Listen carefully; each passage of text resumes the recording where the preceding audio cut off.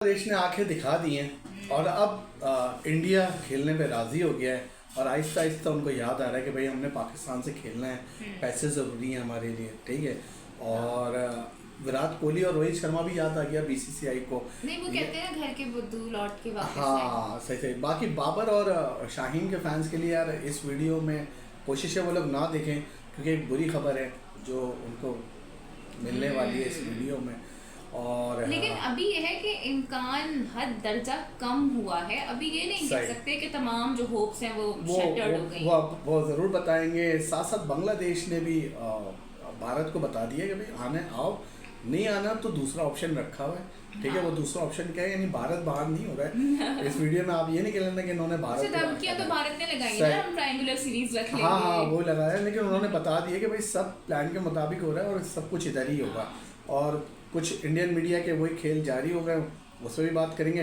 West Indies cricket board ने एक बहुत बड़ा एक्शन लिया। उन्होंने बोला भाई आ जाओ सारे जितने भी हैं मैदान में। वेस्ट इंडीज ने वो काम किया जो हमने भी किया था जब हम हार कर आए थे ना, हमने भी अपने कुछ प्लेयर्स को जमा किया था। फिर बीसीसीआई ने बिल आकर बता दिया कि भाई रोहित और विराट टेस्ट से क्यों दूर गए।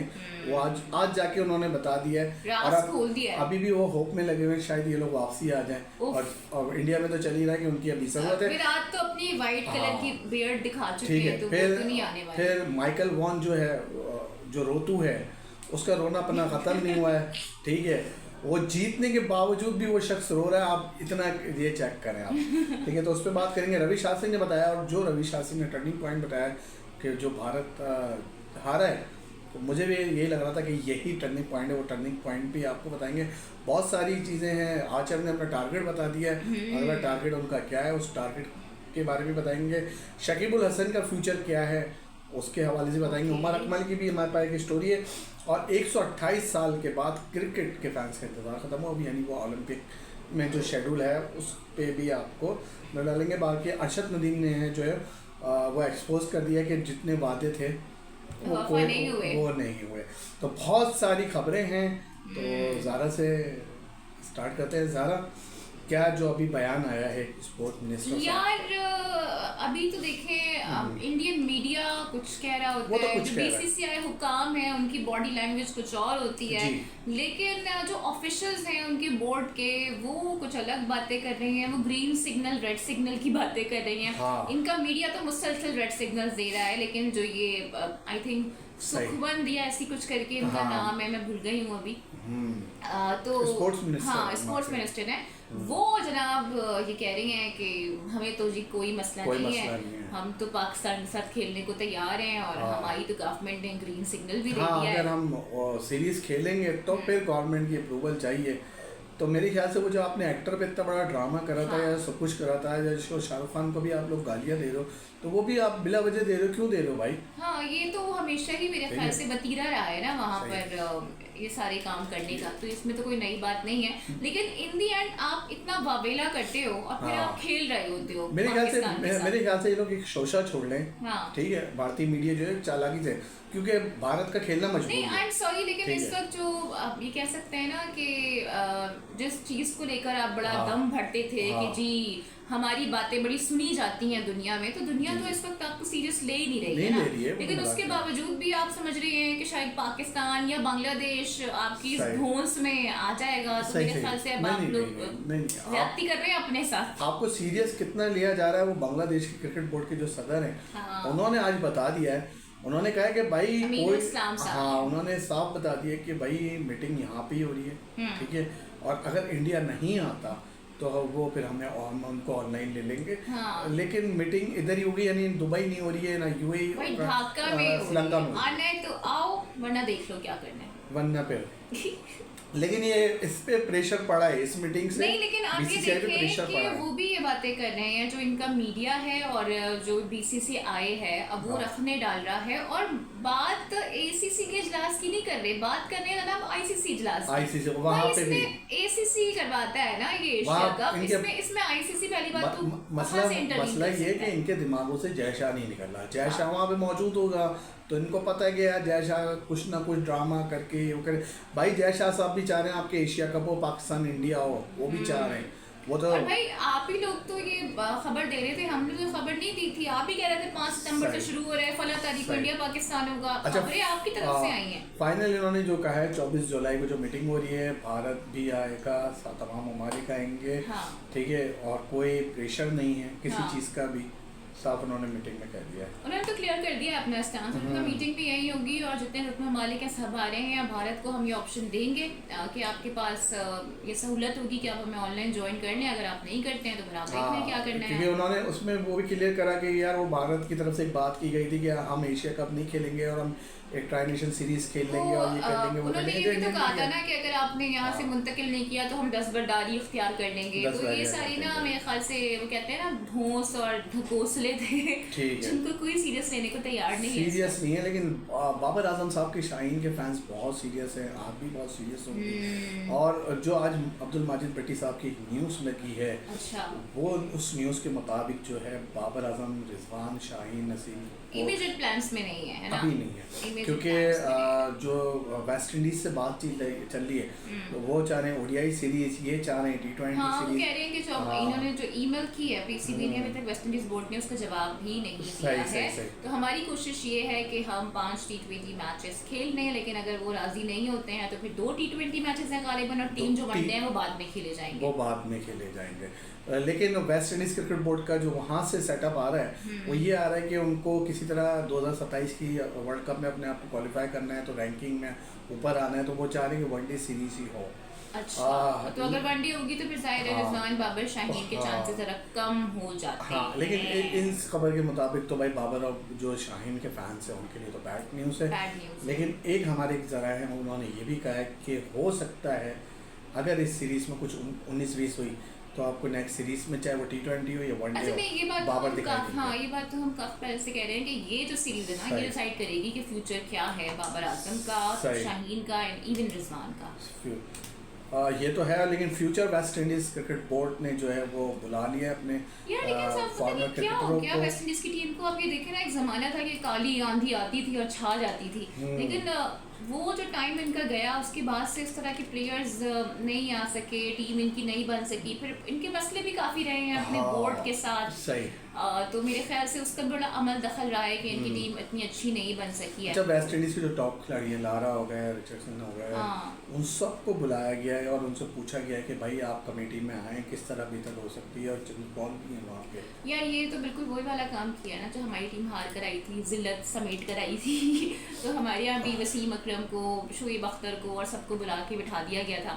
और उसके बाद फिर अब इन्होंने भी कुछ ऐसे ही किया है कि उनके जो पुराने प्लेयर्स थे, चंदर पॉल हैं, उसके अलावा बेसमेंट हैं, ब्रॉडशा भी इसमें शामिल हैं, और सदर वेस्ट इंडीज क्रिकेट का ये कहना है कि कमेटी का जो इजलास है फौरी तौर पर तलब कर लिया गया है। ये अलामती इजलास नहीं होगा और इसमें डिसाइड किया जाएगा मेरे ख्याल से जो इनके प्लेयर्स का फ्यूचर है, क्योंकि ये भी उखाड़ पर छाड़प करने वाले हैं। काश करें और मोहसिन नकवी स्वाब वाली सर्जरी ना करें प्लीज़। नहीं, आई थिंक वहाँ तो वैसे भी परफॉर्मेंस बड़ी मैटर करती है। अच्छा, भारतीय क्रिकेट बोर्ड ने रोहित शर्मा सर्जरी उनकी जो होगी वो ठीक ठाक वाली होगी। अच्छा, भारतीय क्रिकेट बोर्ड ने को भाई याद आ गई विराट और सबकी आनी थी ना, शिकस्त के बाद तो याद नहीं आनी थी। और बीसीसीआई के जो नायब सदर है जो वहाँ पहुँचे हुए हैं, जो खुशी तस्वीरें बहुत राजीव शुक्ला का वहाँ पहुँचे हुए हैं, वो बता रहे हैं कि हाँ यार हम लोग बहुत मिस कर रहे हैं। मिस तो करेंगे ना आप, क्योंकि जाहिर है जिसको कप्तान बनाया वो भी अभी 25 साल का ही है, इतना एक्सपीरियंस नहीं है। लेकिन हमेशा मैं यही बात कहती हूँ कि इतनी जल्दी ना सीनियर प्लेयर्स को खुडे लाइन साइड लाइन नहीं करना चाहिए, बिकॉज सीनियर्स और जूनियर्स के एक बेहतर इंतखाब से ही आपकी टीम बनती है। उन्होंने जो कि आप लोगों ने नहीं जो किया। इंटरव्यू आया है उसके मुताबिक उन्होंने कहा भाई रिटायरमेंट का फैसला इन दोनों का था और बीसीसीआई इसमें कुछ नहीं कर सकता। नहीं, सॉरी, ये बातें जब ये रिटायरमेंट की खबरें उड़ रही थी, रिटायरमेंट जब नहीं ली थी तब से ये बातें सर्कुलेट करी थी कि बीसीसीआई का ही प्रेशर है और बीसीसीआई चाहता है कि दोनों स्टेप डाउन हो जाएं इज्जत के साथ। और अगर देखें कोई अमल दखल नहीं होता ना तो मेरे ख्याल से एक अच्छी फेवरल होती, जो कि नहीं हुई। अच्छा, इस बयान से एक बहुत शख्स नाराज हुआ है, उसका नाम है गौतम गंभीर। गौतम गंभीर ने ये कहा है कि ये बीसीसीआई की शायद चाल हो रही है कि मैं यहाँ पे टेस्ट हार रहा हूँ तो ये विराट और रोहित को लेके सामने आ रहे हैं। वो सुना है जो अंदर का मीडिया ये कह रहा है। लेकिन जहाँ तक मुझे याद है एक रिपोर्ट आई थी जो हमने पढ़ी भी थी और डिस्कस भी की थी, वो यही थी कि भाई ये अगर पाँचों के पाँचों मैच भी हार जाते हैं तो गौतम गंभीर अपनी जगह पे रहेंगे। तो क्या अब गौतम गंभीर को ये लग रहा है कि उनकी जगह जरा हिल रही है तो इस तरह की बातें कर रहे हैं? मेरे ख्याल से हिल जाएगी, क्योंकि जो उनकी चीज़ें वहाँ से सामने आ रही हैं। हाँ। क्योंकि यार आप कुछ भी कहो, इस वक्त भारतीय टीम को रोहित और विराट की बहुत ज़रूरत थी, और विराट की तो थी। ठीक है, अच्छा नेक्स्ट स्टोरी पे आते हैं। रवि शास्त्री ने कहा है कि भाई जो भारत ने जो हारा है, जो शिकस्त की वजह है, उसका जो टर्निंग पॉइंट था वो पंत का आउट होना था। यार देखो, खाली अब पंत को जिम्मेदार ठहराना कि वो आउट हो गए तो जनाब ऐसा हो गया, मेरे ख्याल से सारे सेकंड इनिंग्स में अच्छा नहीं खेले, किसी एक के ऊपर नहीं आनी चाहिए। नहीं, वो कह रहे हैं बस वहाँ जहाँ से ये पंत की कह सकते हैं, वहाँ से कह सकते हैं, क्योंकि 4 विकेट ऑलरेडी आपकी गिरी हुई थी और जब शुरू हुआ मैच तो आप लोग थोड़े रन भी नहीं बना सके। सही। अच्छा भाई, माइकल वॉन का रोना धोना फिर शुरू हो गया। ये बंदा जीत के बाद भी रो रहा होता है। इसने क्या कहा है स्लो ओवर रेट पे? इन्होंने जनाब कहा है कि इंग्लैंड को स्लो ओवर रेट पर जुर्माना करने पर आईसीसी के फैसले पर तशवीश का इजहार कर दिया है। वॉन ने लिखा है कि लॉर्ड्स में दोनों टीमों के ओवर रेट बहुत नाकिस थे, सिर्फ एक टीम को किस तरह से मलामत की गई है ये मेरी समझ से बाहर है। यानी यार इफी भाई सही कहते हैं, ये बेवा है। नहीं, लेकिन अगर देखो, लेकिन अगर वो कह रहे हैं कि दोनों के साथ ये मसला था तो फिर वाकई में एक के साथ इसी को दिखा था मसला। अच्छा, इन्हीं को हम लोग पागल ही जो पूरा टेस्ट मैच देख के बैठे हैं और उसी को दिख रहा था। अच्छा भाई, आचार्य ने कहा है अब जब ये टेस्ट जीत गए थे तो लोग यही कहते थे कि भाई अगले टेस्ट के लिए आचार्य का क्या प्लान है। उन्होंने कहा यार मेरा अगला गोल जो है वो एशेस है। एशेस है, ओके। अच्छा, अगर इंग्लैंड की टीम वाला जीत की मोमेंटम बना लेती है तो फिर एशेस का मजा होगा देखने। हाँ, ये तो है। हाँ, क्योंकि ऑस्ट्रेलिया भी अभी देखते हैं डोमिनेट करता हुआ आ रहा है, वो किस तरह हराया है वेस्ट इंडीज को, और उसके बाद अगर यहाँ से ये भी जाते हैं तो जबरदस्त किस्म का एशेस होगा फिर। और जनाब जोफ्रा आर्चर ने कहा है कि भारत के खिलाफ 30 टेस्ट में शामिल किया गया था, जिसमें उन्होंने पहली इनिंग्स में 2 और दूसरी इनिंग्स में 3 विकेटें हासिल की थी। तो जोफ्रा आर्चर के आने से डेफिनेटली फायदा हुआ इंग्लैंड को और नुकसान हुआ भारत को। अच्छा, इंग्लिश पेसर ने मजीद कहा कि मेरी नजर ऑस्ट्रेलिया के खिलाफ रिवायती एशेज सीरीज पर मरकूज है। मैं नवंबर में मुकाबलों के लिए ऑस्ट्रेलिया का सफर भी करना चाहूँगा। तो उन्होंने तो अपने अज़ाइम बता दिए हैं। लेकिन ऑस्ट्रेलिया के लिए बड़ा खतरा है ये। हाँ, ये बड़ा खतरा है क्योंकि बहुत अच्छी फॉर्म में है और अच्छा उसका रिकॉर्ड भी ऑस्ट्रेलिया के खिलाफ अच्छा है। ठीक है। अच्छा, जो बीसीसीआई के सदर हैं जहाँ उन्होंने एशिया कप के हवाले से ब्रेक दी, उनसे शकीब का भी सवाल किया गया उनके कैरियर के हवाले से अपडेट के। तो उन्होंने पूरी उनकी डिटेल बताई कि शकीब का असल में मसला क्या है। एक्चुअली वो उनकी एक पॉलिटिकल एफिलिएशन थी हसीना वाजिद की गवर्नमेंट में, वो काफ़ी करीबी समझे जाते थे उनकी। और अगर हम देखें ना तो बांग्लादेश में हसीना वाजिद के खिलाफ एक तरह का आप ये कह भी कह सकते हैं कि इनकलाब तो आया ही आया, लोगों को बड़ी हेटरेट पाई जाती है उनको लेकर। तो जाहिर है अब जो उनके हाँ जो उनके अपने वहाँ पर फैंस हैं उनके भी काफ़ी दिल टूटे थे जब इन्होंने जो स्टेप्स वगैरह लिए थे। तो मेरे ख्याल से उन्होंने भी यही बातें की हैं कि उनको अभी कानूनी जांच पड़ताल का सामना करना पड़ेगा। और हालिया महीनों में वो सियासत में ज़ाहिर है शामिल हो गए थे। तो उन्होंने कहा है कि वो अभी दस्तयाब हैं लेकिन अभी तक किसी फॉर्मेट से रिटायर्ड नहीं हुए हैं। वो कह रहे हैं कि इनकी जो सिलेक्शन है उसका फैसला सिलेक्शन कमेटी करेगी, वो नहीं करेंगे, वो नन्हे बैठे हुए, वो कुछ नहीं करेंगे। टीम को सिलेक्ट करना नहीं है वो कह रहे हैं। मेरे ख्याल से अब शकीब का वापसी आना बहुत मुश्किल है। हाँ, मुश्किल है क्योंकि पहले जाहिर है जो उनके सारे मामला थे ना उनको ये सेटल डाउन करने पड़ेंगे, उसके बाद ही फिर एक उनके लिए ड्रामा। लेकिन एक चीज़ मुश्किल भी थी जो विराट कोहली की वजह से वापसी आई है, अब आप मानो ना मानो ओलंपिक में क्रिकेट। ठीक है, 128 साल के बाद क्रिकेट वापसी हुई है। जो शेड्यूल सामने आया, आखिरी बार जो हुआ था 1897 में खेली गई थी। अब 128 साल के बाद हिस्सा बना है और 2028 में जो आगाज हो 12 जुलाई को ही होगा। ओके, तो ये कोइंसिडेंस है कि 12 जुलाई को होगा। आज 16 जुलाई। हाँ, जबकि मैचेस जो हैं 20 और फिर 29 जुलाई को खेले जाएंगे। लॉस एंजल्स में स्केड्यूल 2028 के ओलंपिक्स में मर्द और ख़वातीन की 6 टीमें शामिल होंगी। T20 फॉर्मेट में भी मद्दे मुकाबिल होंगी। हर टीम के 15 इतने स्क्वाड का ऐलान भी किया जाएगा। ज़्यादातर मैचेस डबल हैंडर होंगे जबकि 14 और 21 जुलाई को कोई मैच नहीं खेला जाएगा। जबकि मैचेस मकामी वक्त के मुताबिक सुबह 9 बजे से शाम 6:30 बजे तक खेल जाएंगे। इसको बहुत जल्दी है, बहुत जल्दी है, जाना है वो खड़ी है। ठीक है। अच्छा, इसमें बाबर आजम साहब हैं नहीं? नहीं, इसमें बाबर आजम कैसे हो सकते हैं? अच्छा, इसमें तो अच्छा। नहीं हो सकते ठीक है बाबर ठीक है। आजम। अच्छा भाई, अरशद नदीम ने एक्सपोज कर दिया है, वो अभी हाँ। इंग्लैंड में मौजूद है अपने इलाज के, इंग्लैंड में ही ना, इंग्लैंड में थे अभी लास्ट टाइम हाँ, तक। इंग्लैंड में ही इलाज के तौर पे, उनका इलाज है, उनके लिए दुआ भी करिएगा। उनसे पूछा गया, एक रिपोर्टर ने पूछा कि भाई क्या हुआ आपको, इतने लोगों ने ऐलान किया था, तो उन्होंने बोला जो सब थे वो ऐलान ही थे, उसमें कुछ मिला नहीं है। अच्छा, आपको याद कैश होगा मिला ना, है। इससे पहले भी जो एथलीट्स थे उन्होंने इस तरह की ही बातें की थी कि इतने इतने नामों का ऐलान तो हो जाता है, लेकिन ये मामला मिलते मिलते कुछ नहीं है हमें। सही सही सही। अच्छा, अरशद नदीम का क्या कहना था? उन्होंने कहा है जनाब पाकिस्तान का नाम दुनिया में रोशन किया, जाहिर है उनकी तो बड़ी ज़बरदस्त अचीवमेंट्स रही हैं। अच्छा, हाल इन दिनों में वो मौजूद हैं लंदन में। उन्होंने कहा कि अब तक सिर्फ मुझे वही कैश इनामात मिले हैं जो चंद अफराद ने दिए, बाकी सब वादे खासतौर पर प्लॉटो वाले झूठे और नुमाइशी निकले हैं। सही। और अभी जाहिर है वो अपनी इंजरी की वजह से लंदन में मुकीम है, वहीं उनका इलाज भी चल रहा है, और जाहिर है फिर उनके इलाज के बाद डॉक्टर उनका चेकअप करेगा, फिर उनको एक सर्टिफिकेट मिलेगा कि वो सेहतयाब हैं या नहीं है, फिर उसके बाद ही जाहिर है जो उनके स्केड्यूल्ड प्रोग्राम होंगे उसमें वो शिरकत कर सकेंगे। सही से। अच्छा, मैं ये लास्ट स्टोरी है, कल भी हम इस पर बात करना भूल गए थे, बहुत बड़ा सेट हुआ है। क्या हुआ है ये?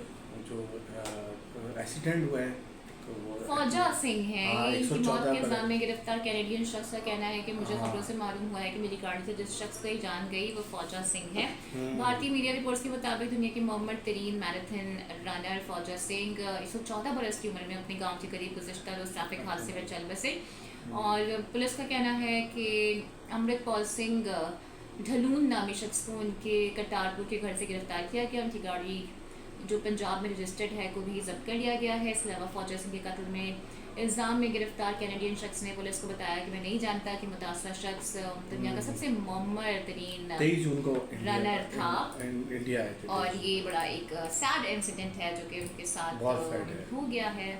और काफ़ी लोग इनके बारे में आके बात कर रहे हैं, काफ़ी हाँ। रिपोर्ट कर रहे हैं, तो ये सीन है। चलें, ये थी आज की हमारी वीडियो, यकीनन आपको पसंद आई होगी और इंडियंस को नहीं पसंद आई होगी, तो अपना फीडबैक जारी रखिए, कल फिर हाजिर होंगे। Bye bye.